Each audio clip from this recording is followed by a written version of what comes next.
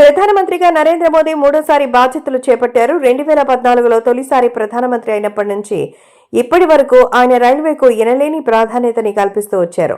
కాలక్రమంలో రైల్వేలోని సౌకర్యాలన్నీ మారుతూ వస్తూ ఉన్నాయి. ప్రయాణికులకు అత్యాధునిక సౌకర్యాలతో భద్రతతో ప్రయాణాన్ని ఇవ్వాలనేది కేంద్ర ప్రభుత్వ సంకల్పం. అందుకనుగుణంగా మార్పులు చోటు చేసుకుంటున్నాయి. అలాగే రద్దీ ఎక్కువగా ఉండే ప్రాంతాల్లో అవసరమైతే అప్పటికప్పుడు ప్రత్యేక రైల్స్ ని కూడా అధికారులు ఏర్పాటు చేస్తున్నారు.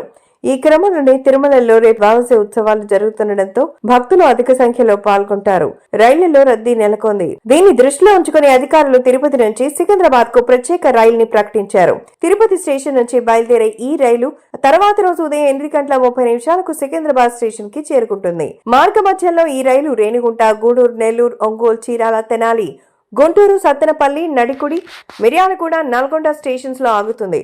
ప్రయాణికులు ఈ అవకాశాన్ని వినియోగించుకోవాలని, రిజర్వేషన్ చేయించుకోవాలని అధికారులు కోరుతూ ఉన్నారు. ఇటీవలే దక్షిణ మధ్య రైల్వే అధికారులు బెంగళూరు నుంచి బరౌని, దానాపూర్ కు నడిపిస్తున్న ప్రత్యేక రైలుని కూడా రాయలసీమ జిల్లాల మీదుగా నడిపిస్తున్నారు. గుంతకల్లు డివిజన్లో అభివృద్ధి పనులు ముమ్మరంగా సాగుతోంది.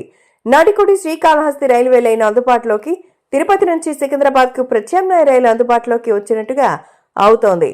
గూడూరు, విజయవాడ రైల్వే లైన్ పై ఒత్తిడి తగ్గుతుంది. దీన్ని తట్టుకోవడానికి ఇప్పటికే గూడూరు నుంచి విజయవాడ మధ్య మరో 3 రైల్వే లైన్స్ ని నిర్మాణ పనులు ముమ్మరంగా జరుగుతోంది. అలాగే విశాఖపట్నం, విజయవాడ మధ్య కూడా దీనివల్ల కొన్ని రైళ్లకు క్రాసింగ్ ఇచ్చేందుకు ఏ రైలు ఇక నుంచి ఏ స్టేషన్లో గంటల తరబడి ఆగే పరిస్థితి అయితే అసలు ఉండదు.